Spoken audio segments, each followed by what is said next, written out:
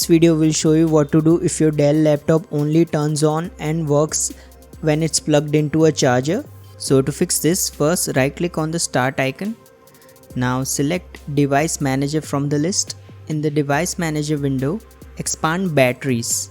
Here you will see a couple of entries. Simply right click on the first entry and then select uninstall device. Now select uninstall again to confirm. Similarly, uninstall the second entry as well. After you have done this, simply go ahead and restart your computer and your issue will be solved. However, if the issue persists, right click on the start icon again.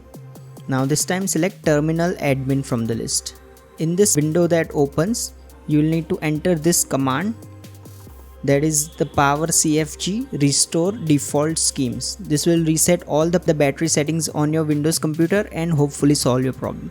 If nothing else works, however, your last option is to turn off your laptop and then disconnect the charger and all the other accessories.